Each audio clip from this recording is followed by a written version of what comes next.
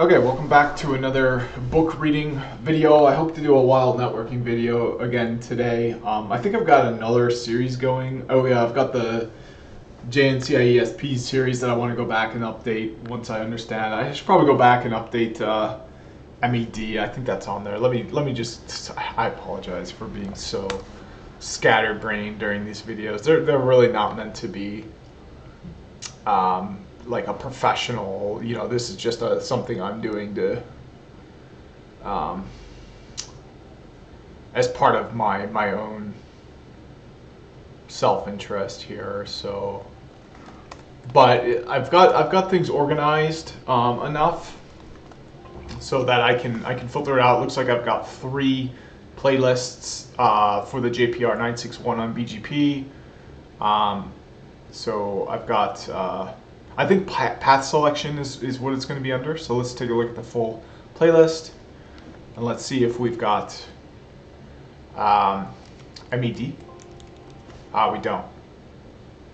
So it would probably be BGP attributes is what it would be under. But again, I'm getting really distracted. I apologize for that.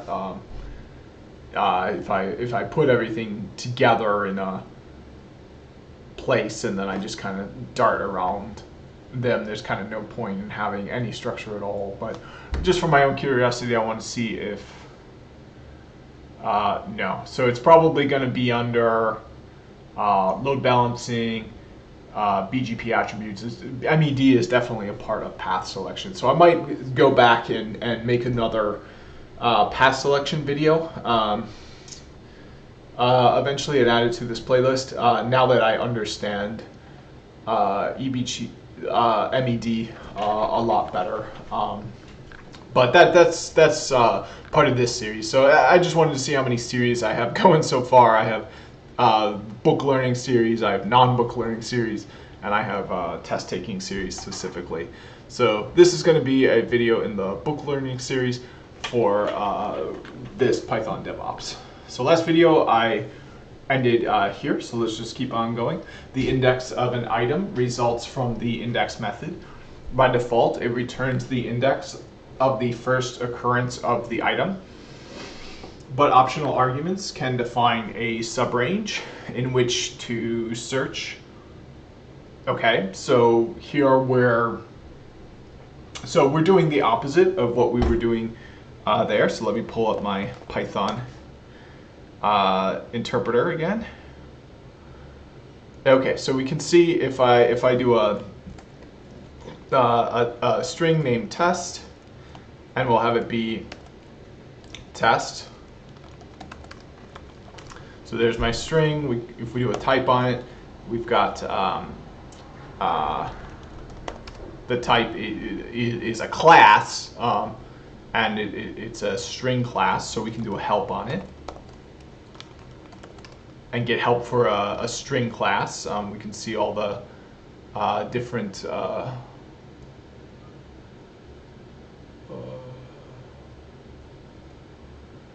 the different things we can do with this class. There's some submodules in there.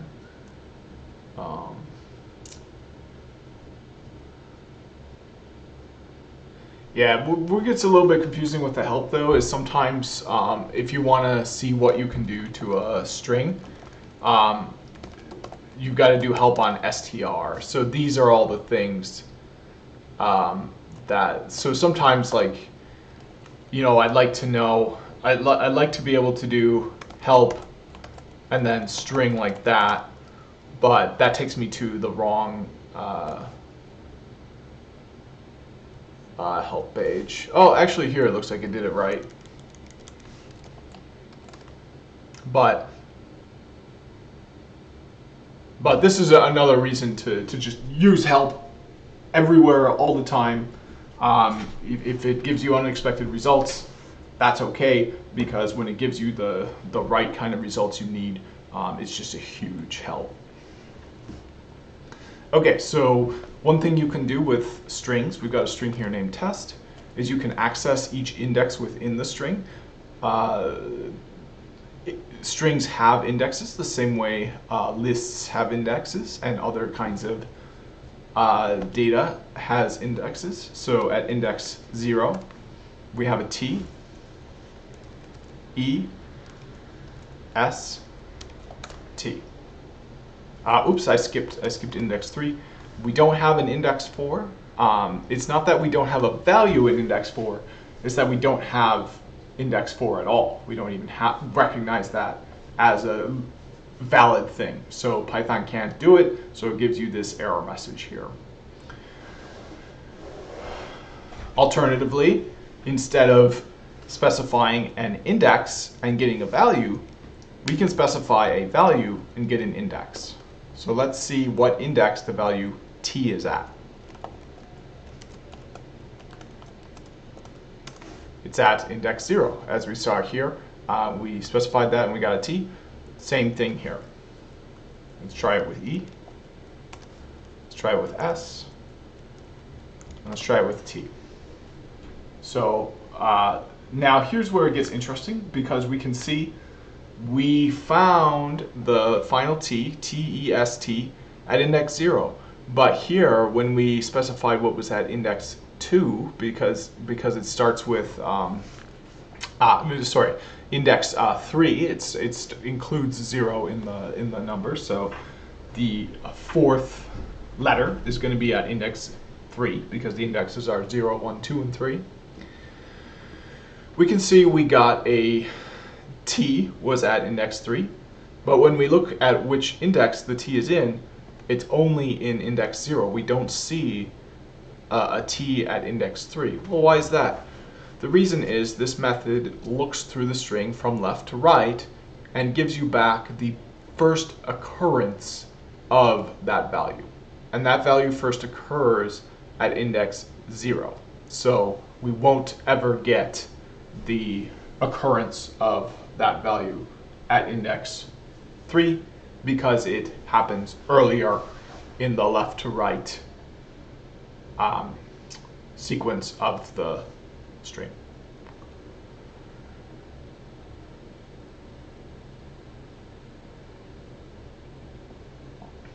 Okay, so there we go. That's all I wanted to say about that. Let's see what the book says. You can produce a new sequence from a sequence using slicing. A slice appears by invoking a sequence with brackets containing optional start, stop, and step arguments. As we see there, start is the index of the first item to use in the new sequence. Stop, the first index beyond that point, and step, the distance between items. These arguments are all optional and are replaced with default values if omitted. This statement produces a copy of the original sequence. The default value for start is 0. For stop is the length of the sequence. And for step is 1. Note that if the step does not appear, the corresponding colon can also be dropped. So it's pretty convenient that the default stop is the length of the sequence, because here we have on our variable a length of 4, because our variable is the word test, which has 4 letters. So if we were to use what is called a slice and not provide it with a stop value, it would use the value of the length, which is 4. However, the value of the final index is 3, and it goes up to, but not including, the number specified. So if I were to go test, and then just the default value, so I'm just giving it a colon, because we want to do 0 through the value of the length of test, which is 4, we're going to see indexes 0, 1, 2, and 3. And we don't get a index error, because even though we are giving it a value of 4 here. It is up to but not including that value. So if we were to take away the colon and just say, show me what's in index 4, now we've got an index error because there's nothing at, and not because there's nothing at index 4, but because index 4 doesn't exist. So why can we do this? Why does that work? Why does that not have an error? It doesn't have an error because it is not including that index where it stops. It stops at the prior index, which does exist.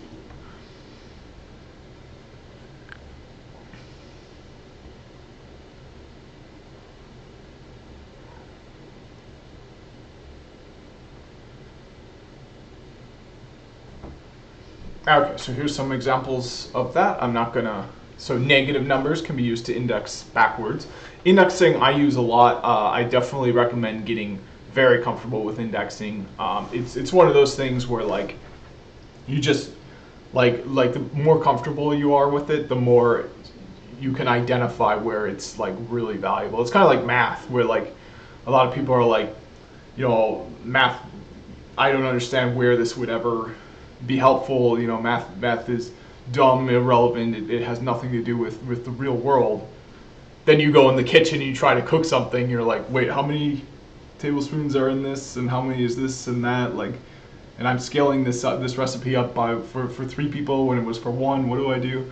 And you realize very quickly, math is really, really important to have a handle on. At least some math. You don't have to be a PhD in it, but it's the same way with a lot of Python concepts like indexing, where if you have a simple grasp on it, you can just get unstuck and through and accomplish things much faster and do much better than people who do not.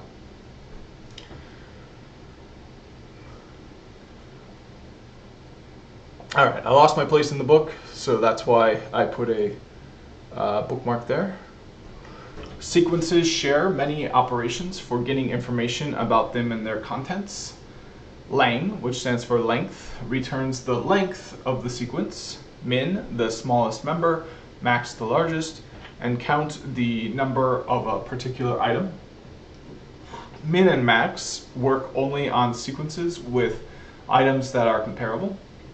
Remember that these work with any sequence type. Lists. Lists, one of the most commonly used Python data structures, represent an ordered collection of items of any type.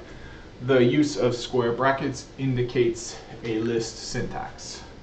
The function list can be used to create an empty list or a list based on another finite iterable object, such as another sequence.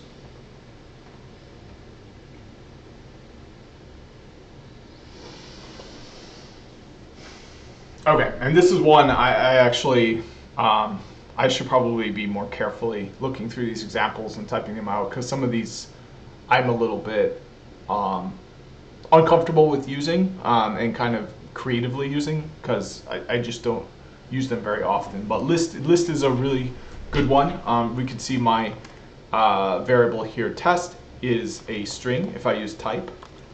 We got a type string, but what we can do is wrap that in this function list, and now we've got a list. So let's take a look at that.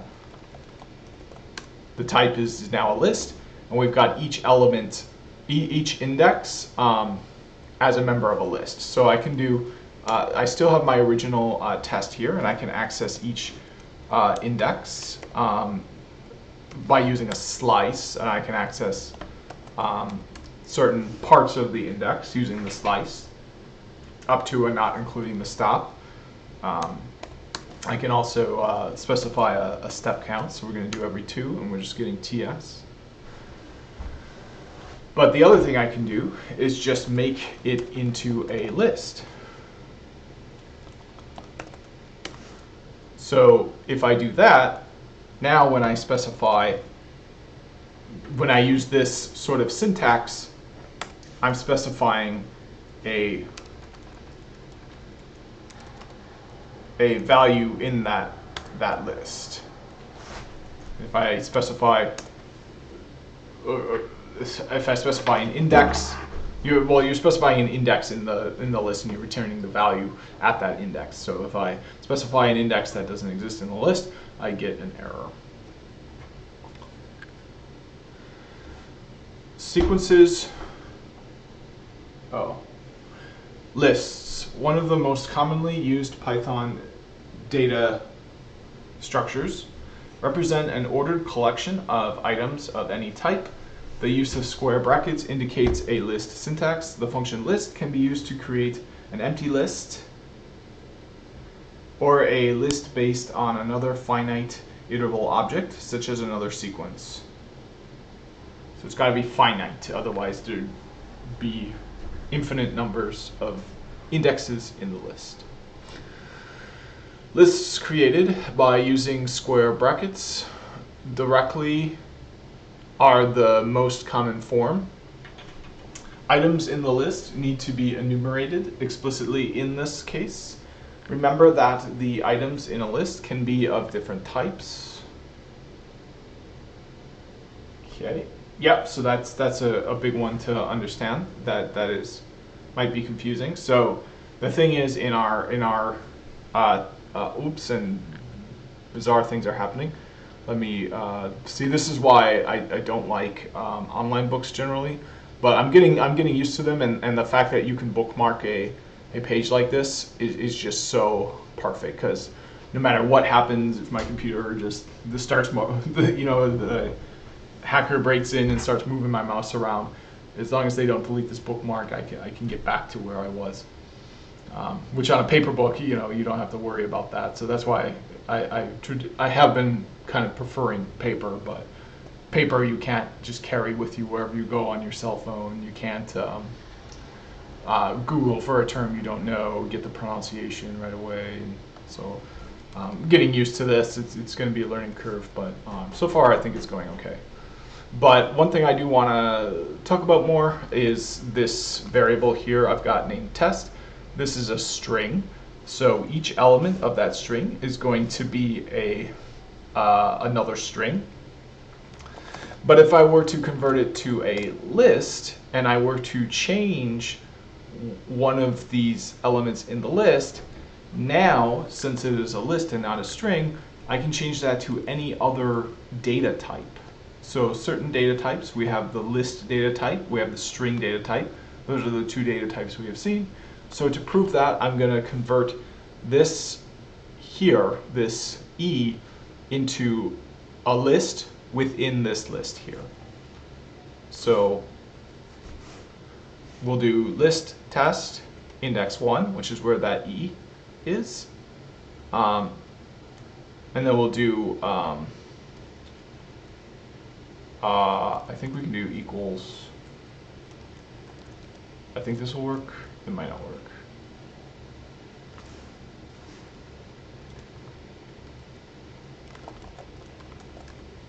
Oh, okay. But we've got a so before we do that, we're going to need to save this. So we'll save it as new, and then we'll say new. Just to look that up, that's a list. So type is list. See, we're not saving this as a variable. We're just redefining a value at an index in this list, but then we're not saving the results of that. So we got to save the results of that into a variable. The variable is going to be new. So now we can do new at index 1 equals 1, 2, 3. Okay, and there we go. We replaced it. So that's, I'm sure anyone who's watching this and attempting to learn Python for the first time, you're lost. I get it. I created this new variable, new, and why did I need to do that? I had a list here. Why was that not enough to get the same results I was going through? I get it. It's hard to learn coding. And this is where you're lost. I understand. I was there at one time as well. And for me, I just kind of moved on with a gap in my knowledge. So I'm going to try to help you out here. The reason you need to define this as a variable first is because this is a function. So in order to understand this, you got to kind of jump ahead and learn about functions. That's why you're lost right now, because we never went over functions. So you're not going to understand why this isn't enough, and why this here wasn't enough to get the same kinds of results here, because you don't understand functions yet. So that's why it's, I think, hard to learn code sometimes. They've got to pick an order to teach you things, and there really is no good order to learn things. You kind of have to learn everything all at once and know it all as a sum total of the knowledge. So no matter where you start learning to code, you're going to have just a critical gap in your knowledge that the things you're learning won't make sense until you have that gap filled in.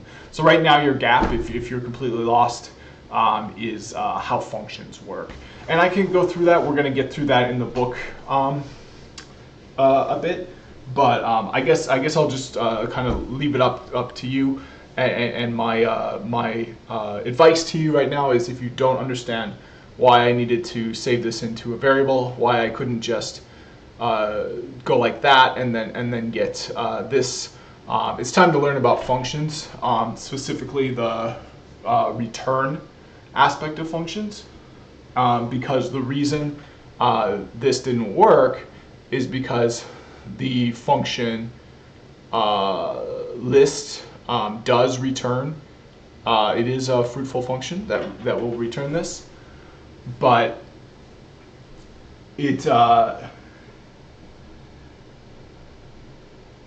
but simply returning a value from a function does not actually keep that value saved.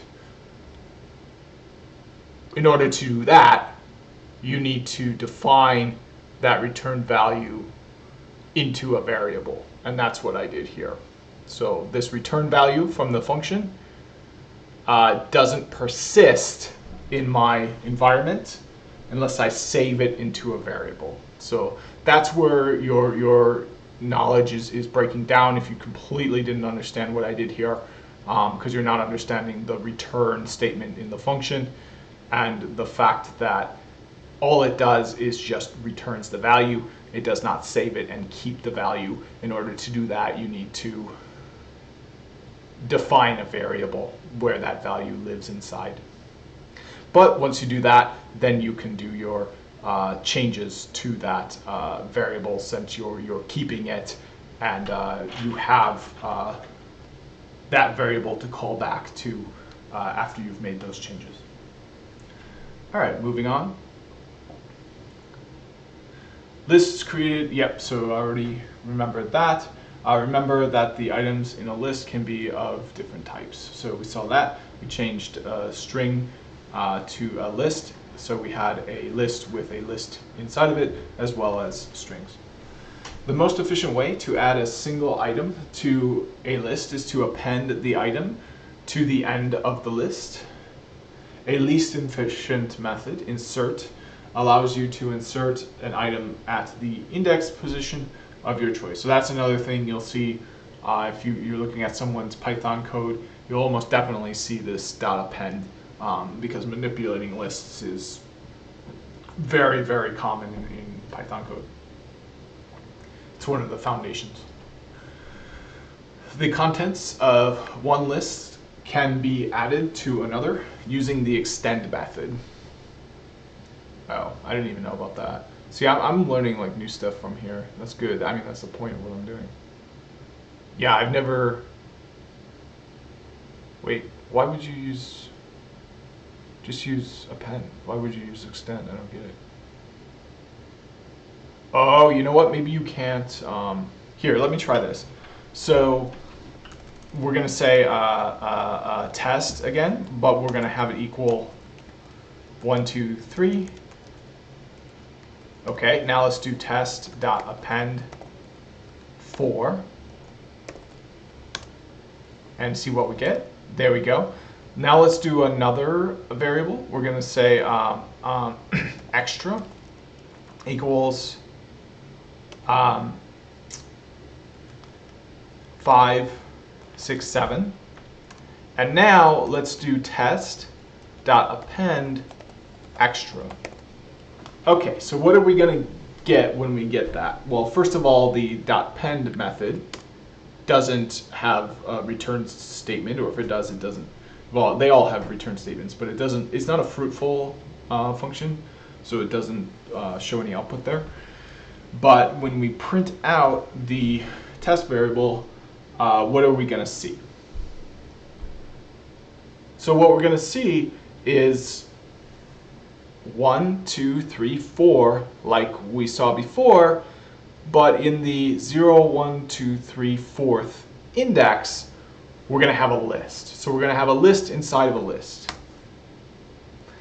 But that might not necessarily be what we want. We might want, instead of a list with 5 indexes, the 5th index containing another list, we might want a list with 7 indexes, where each of these values within this list are added to this list as their own indexes.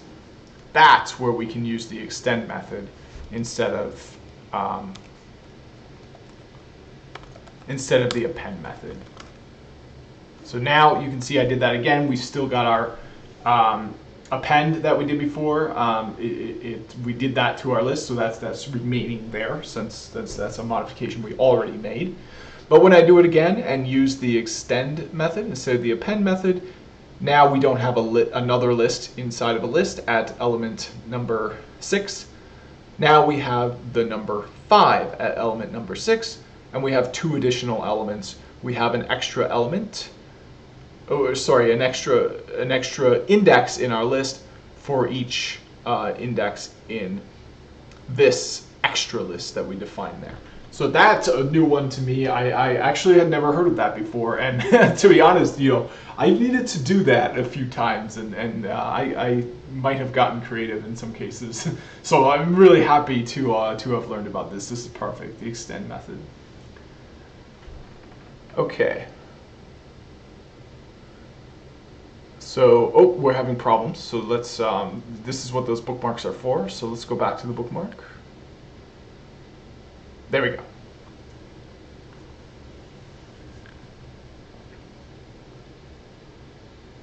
Yeah, so we read about the extend method, we understood it. So let's move on to the next page. And first thing we do is add that bookmark there, because we've seen how valuable those are. The most efficient and common way of removing the last item from a list and returning its value is to pop it. An index argument can be supplied to this method, removing and returning the item at that index. This index is less efficient as the list needs to be re-indexed. Yeah, so what this does is it breaks off a piece of it so that your original payload no longer has it. So here we've got our test. So we've got index 0, 1, 2, 3, 4. So if I were to do a pop for index 4, it returns what was at index 4, but it also removes what was at index 4 from the original list.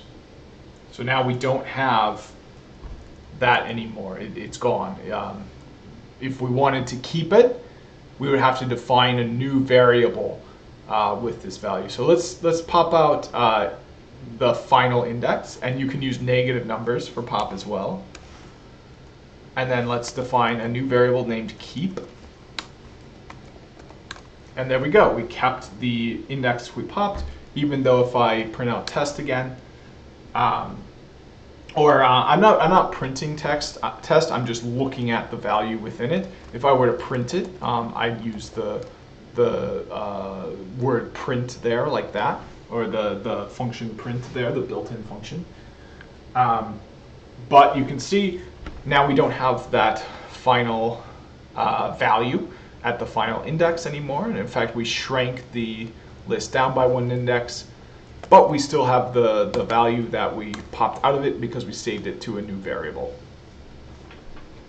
The most efficient and, okay. All right, moving on.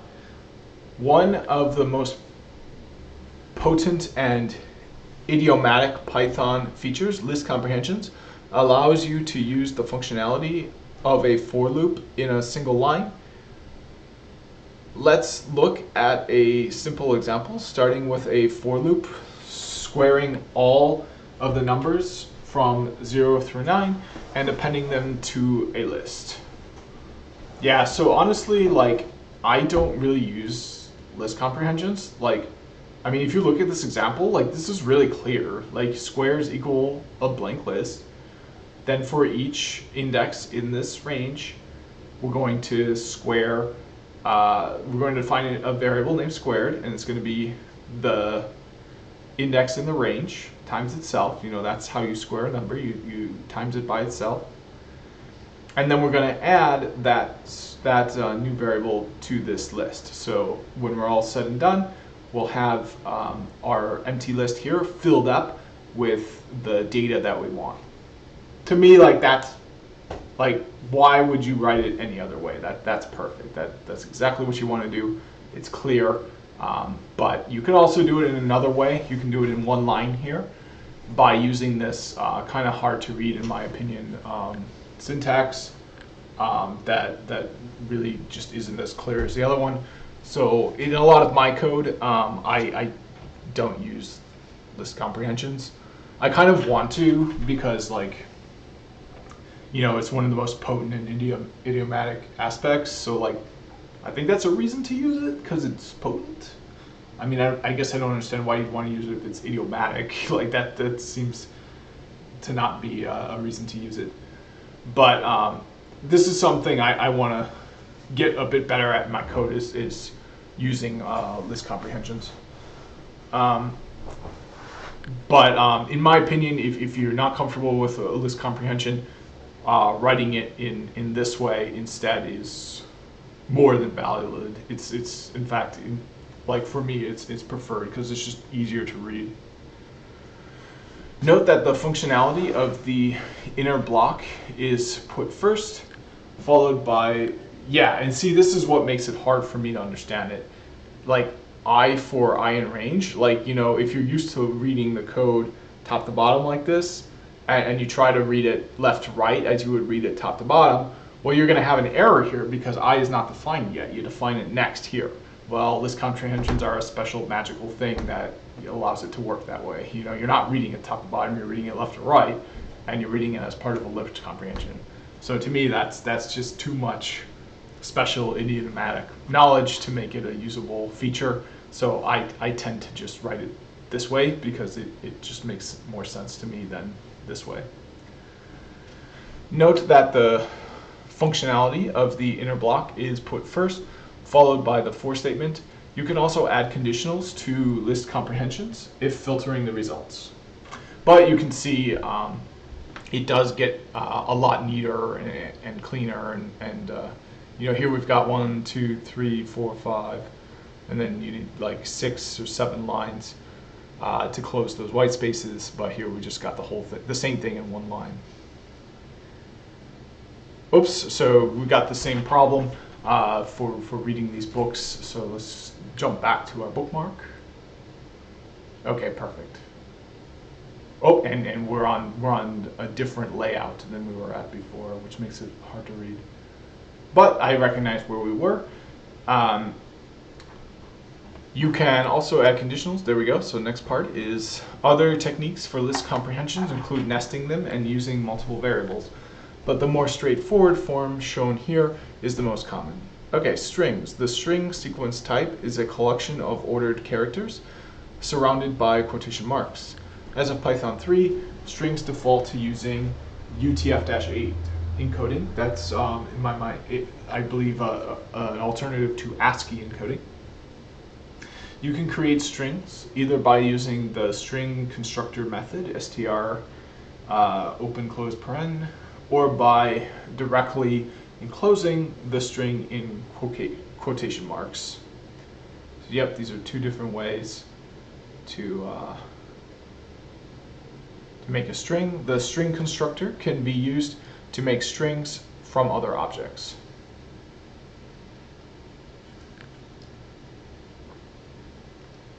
You can create multi-line strings by using triple quotes around the content.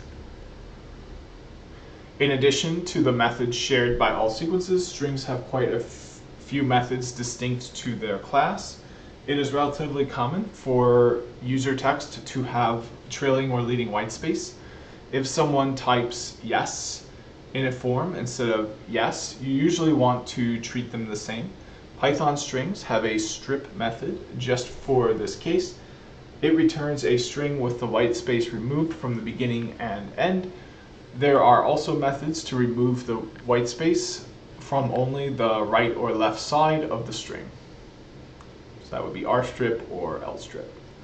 On the other hand, if you want to add padding to a string, you can use the ljust or rjust methods. Either one pads with whitespace by default or takes a character argument. This is something I need to be more... Oh, you know what this would be good for? One thing I encourage everyone to do is to use GitHub and Python to build your resume, because then you're putting your resume in your resume essentially, and I'm doing that right here in my resume. But right now I'm just using a third-party tool to generate my resume based on a JSON payload I upload to it. But what I want to do next is just generate it using a Python module. So, I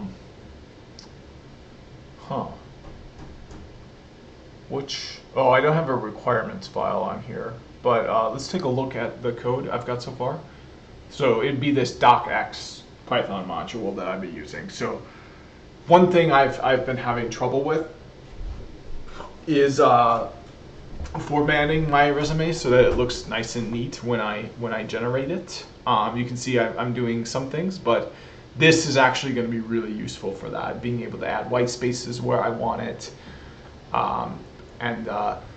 Because basically what I'm trying to do is make a flexible resume where if I get a new job, if something happens, I just enter in new information and then it formats it automatically for me. It adjusts everything where it needs to be, and I can update it on the fly.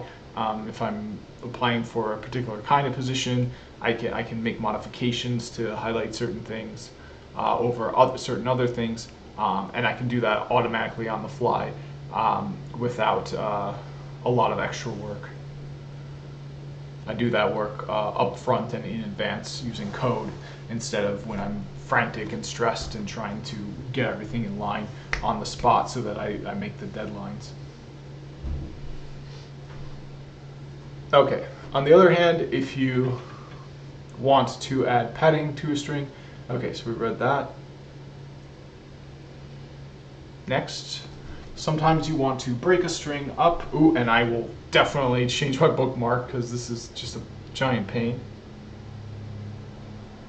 Oh, and already we don't have a bookmark anymore too, so we're out of water. We're done. But what they can do is sometimes save your furthest read location, so you can find it. The other thing is even though it's failed, we do have a location number at the bottom as well, so we know our location was 2 more than that on the next 2 pages, so we can just enter location 578 once it's no longer failing. But we can see it's completely failed, so let's try to refresh it and then go to location 578.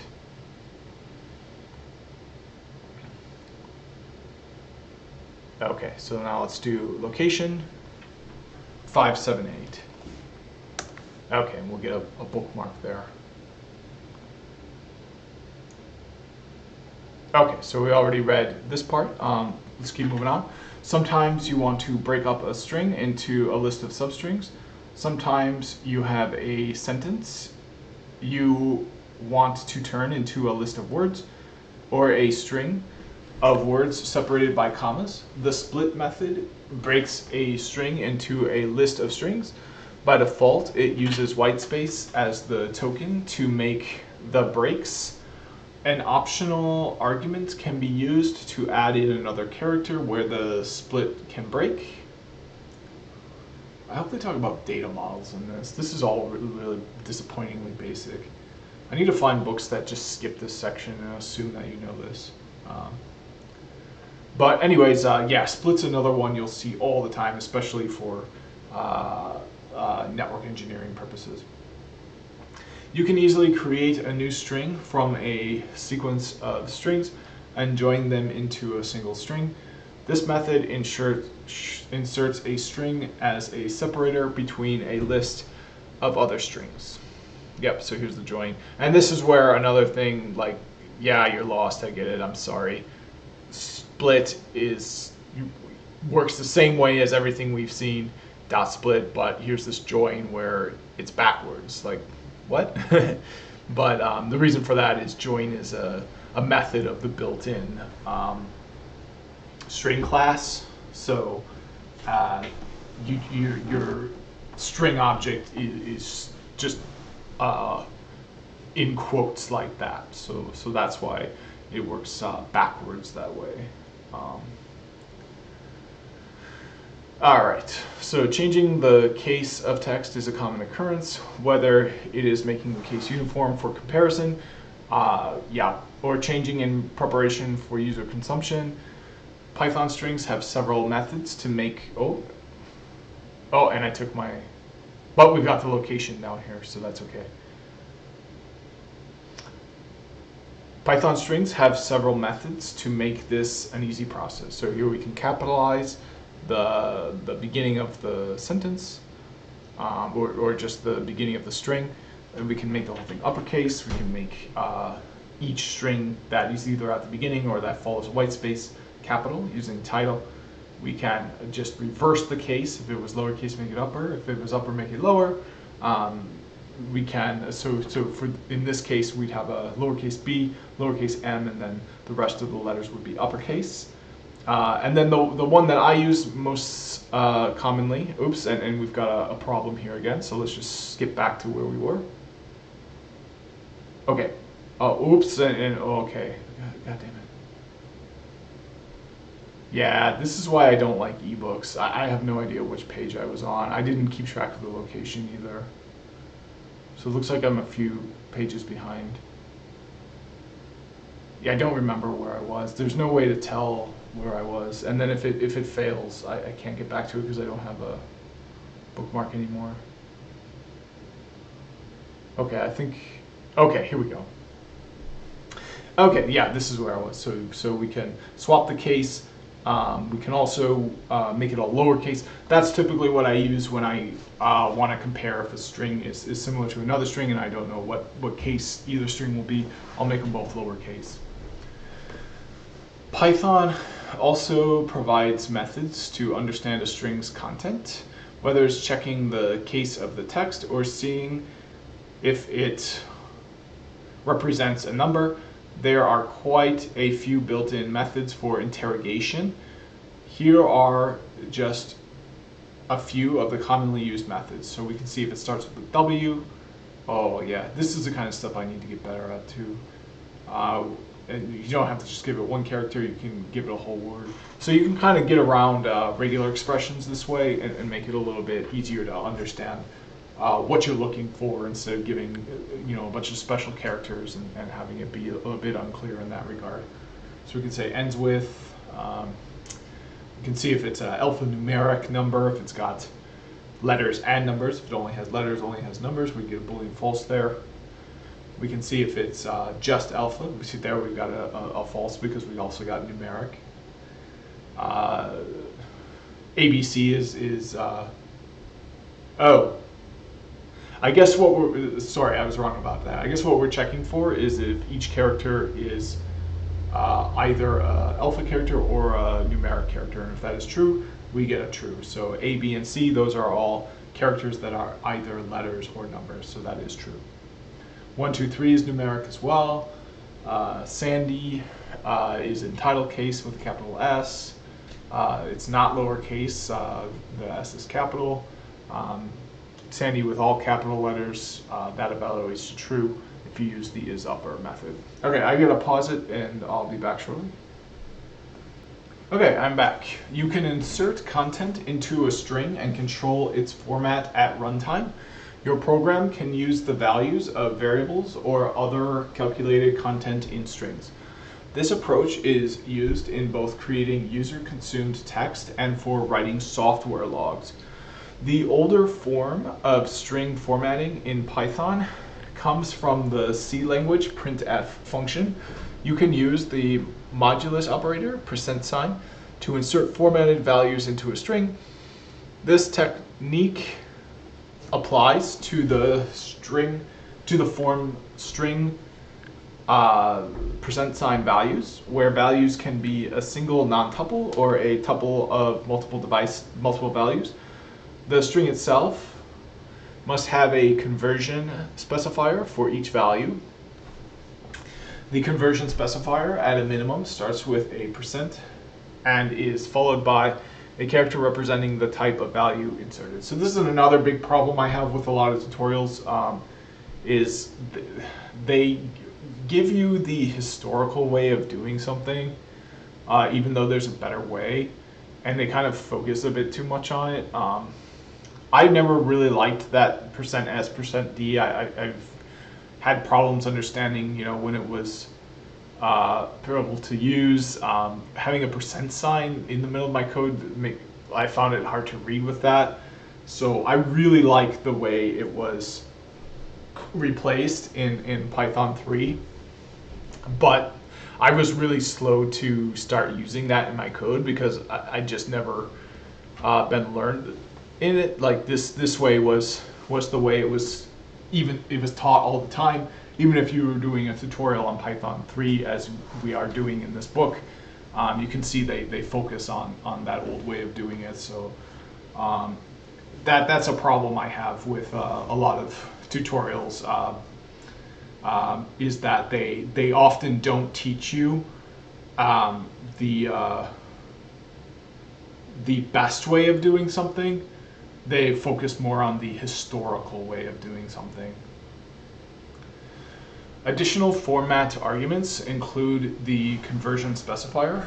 For example, you can control the number of places a float %f prints. Oh, that's kind of nice, significant digits. This mechanism for string formatting was the dominant one in Python for years, and you encounter it in legacy code. This approach offers some compelling features, such as sharing syntax with other languages. It also has some pitfalls, in particular due to the use of a sequence to hold the arguments. Errors related to displaying tuple and dict objects are common.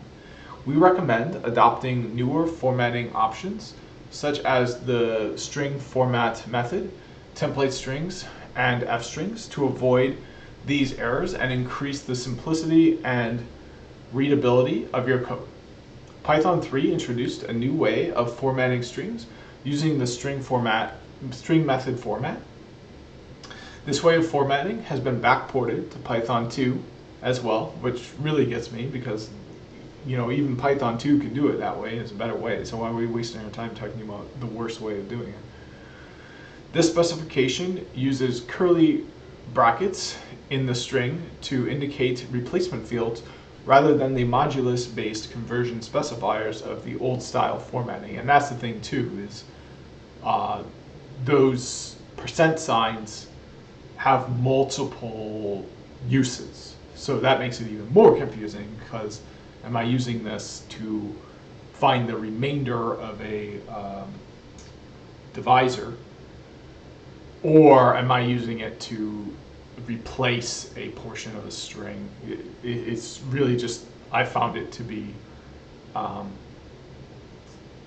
a thing in Python that I was hoping would get updated. And it has been, but this is, as I said, is one of my biggest gripes with tutorials when they focus on historical information instead of useful information. Which, I mean, historical information is useful, but they've devoted a lot of this book to talking about this already. I think they could just say in a sentence or two, historically this has not been the case for most of the usage of Python 2. The modulus operator was used for string conversion.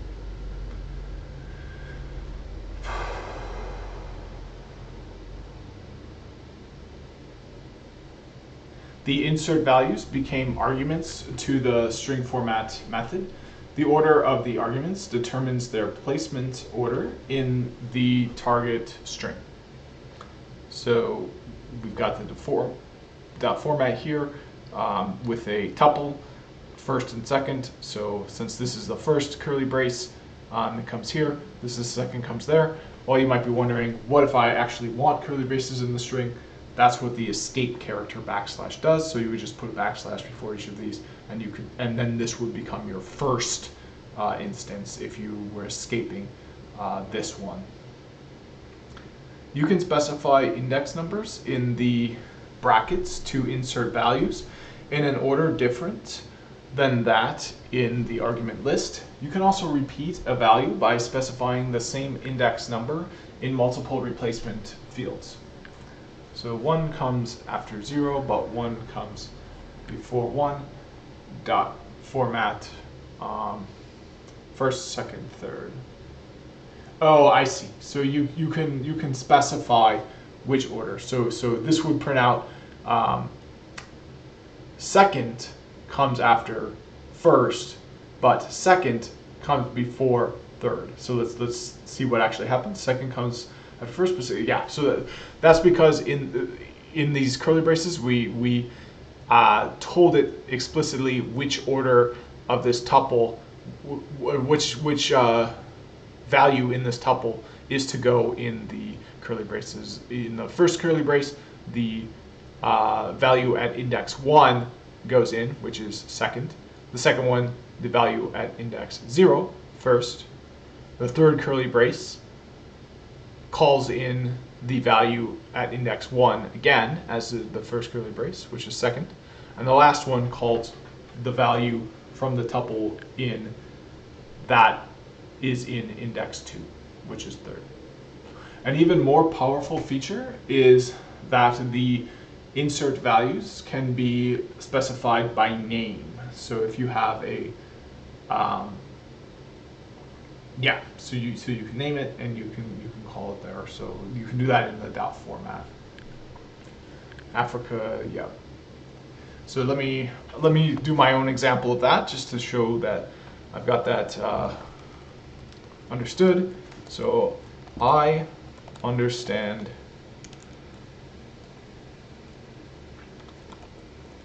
this concept is my string.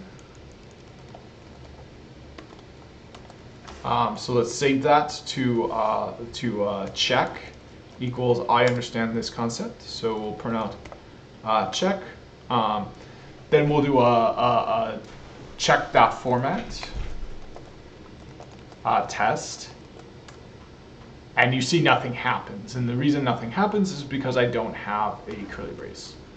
So let's redefine check, and we'll include a curly brace. Okay, and now let's do that dot format again. Do not. Okay, so now we can see it filled it in. I do not understand this concept. Hopefully that evaluates to Boolean false. I do think I understand this pretty well. But let's go even deeper than that, and let's say, and let's redefine it to be inside. We'll do understanding.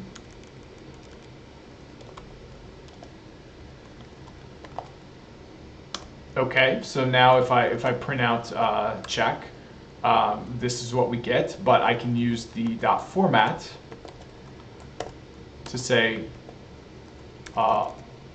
understanding equals do not. So I do not understand this concept because we gave it what this value here is, and we see it takes the curly braces out.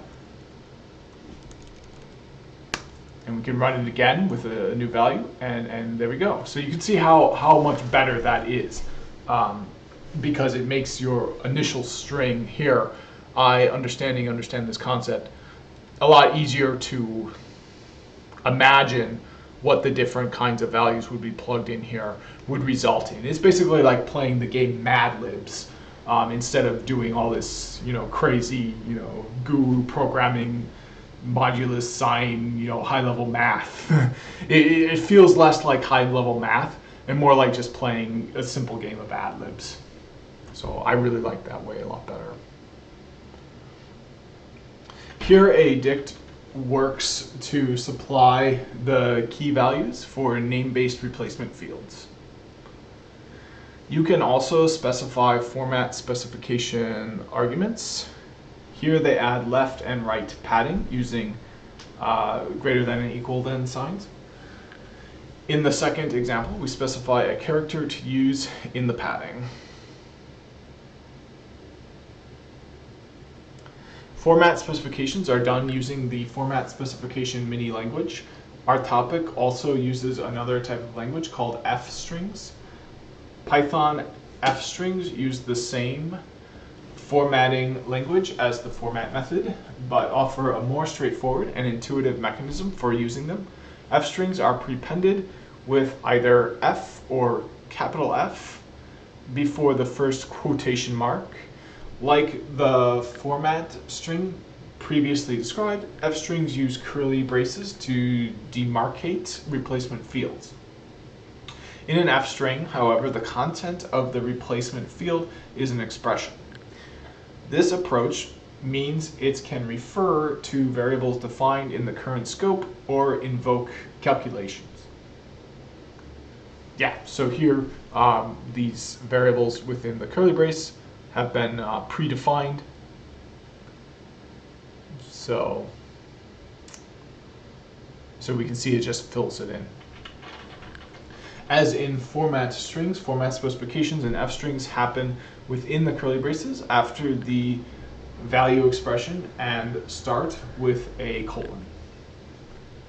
So, so you can actually give it so count equals 43. So we can say count colon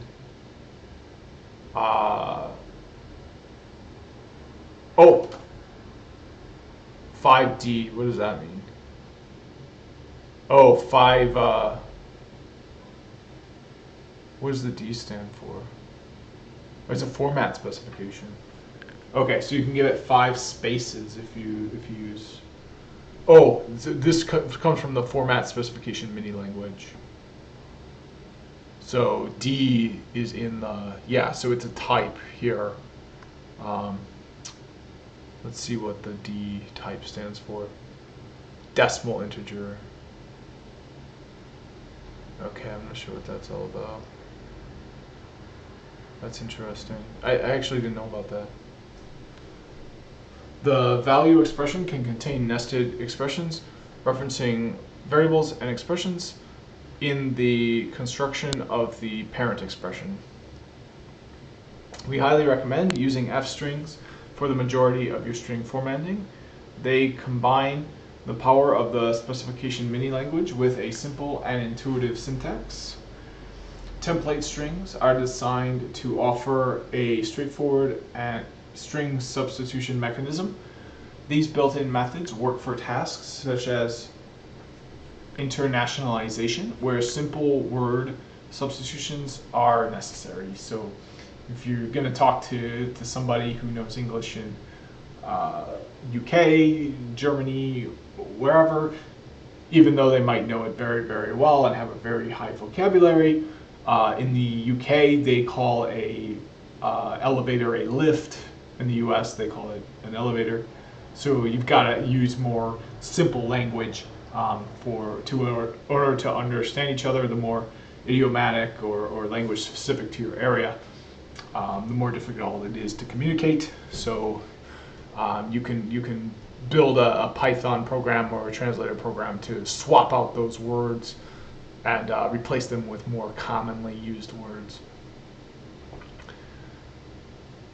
They use % as a substitution character with optional curly braces surrounding them. The characters directly following the $sign identify the value to be inserted. When the substitute method of the string template executes, these names are used to assign values. Note, built-in types and functions are available whenever you run Python code, but to access the broader world of functionality available in the Python ecosystem, you need to use the import statement. This approach lets you add functionality from the Python standard library or third-party services into your environment. You can selectively import parts of a package by using the from keyword. Okay, so here we're using template from string import template. So we have a template here. Okay, and then we can substitute hello for bonjour. Okay. Yeah, there's all kinds of ways of manipulating strings. Another thing you can do is use something called Jinja2, and you can make you can put that string in your own file and kind of use an even different way that perhaps might be even more clear in some cases. And you can use conditionals there. You can say if, then, else. Dicts, aside from strings and list, dicts, which stands for dictionaries, may be the most used of Python built-in classes. A dict is a mapping of keys to values. The lookup of any particular value using a key is highly efficient and fast. The keys can be strings, numbers, custom objects, or any non-mutable type. Note, a mutable object is one whose contents can change in place. Lists are a primary example. The contents of the list can change without the list's identity changing. Strings are not mutable. You create a new string each time you change the contents of an existing one. Dicts are represented as comma, separated key value pairs surrounded by curly braces. The key value pairs consist of a key, a colon, and then a value. You can create a dict, which stands for dictionary object, using the dict constructor with no arguments.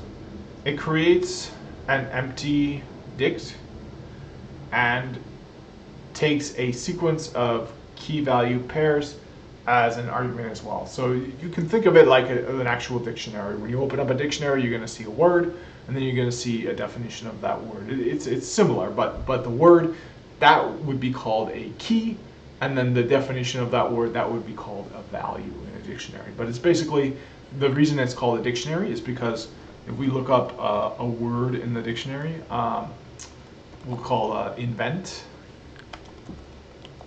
Yeah. We're going to see this similar thing, a key value pair. So we've got the word ident, and then we've got the definition of the word. So that's why it's called a dictionary, because it looks a lot like a dictionary. You can create a dictionary directly by using curly braces. So it looks like you can also convert a list that contains a set of lists into a dictionary that way, using the dict. You can assess the value associated with a key using, or you can access. Yeah. So the way you get a value from a dictionary is you use similar syntax that we used to get a value of a string by specifying the index number, but here instead of specifying the index number, you specify the name of the key that the value corresponds to. You can use the same syntax to set a value. If the key is not in the dict, it adds as a new entry. If it already exists, the value changes to the new value. Okay, so I don't have a bookmark, it looks like. Let me add one. And I'm going to take a look. Okay, perfect. We've got a bookmark here. If it already exists, the value changes to the new value. So you can overwrite values in a dictionary by redefining them. You overwrite them. If you try to access a key that has not been defined in a dict, a key error exception will be thrown that we can see here. You can check to see if the key exists in a dict using the in syntax we saw with sequences. In the case of dicts, it checks for the instance of keys. A more intuitive solution is to use the get method. If you have not defined a key in a dict, it returns a supplied default value. If you have not supplied a default value, it returns none. Yeah, so this is another one as well that I think is really common. Use del, D-E-L, to remove a key value pair from a dict.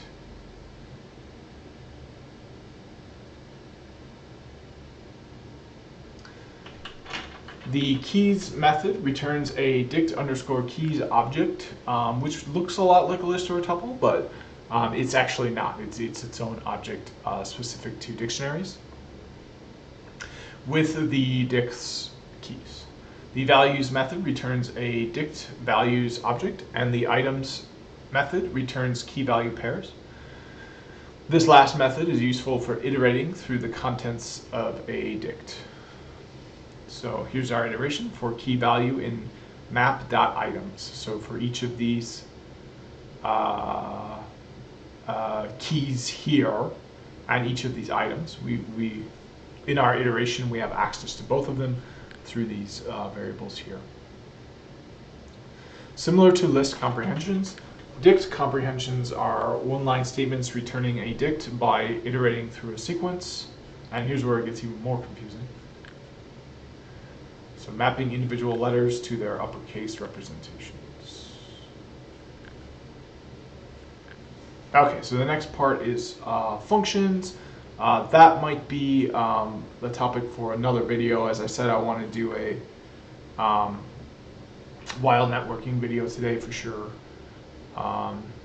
So yeah, I'm going to end it here, and when I come back, I'll do a video on functions. Thanks for watching. See you in the next one.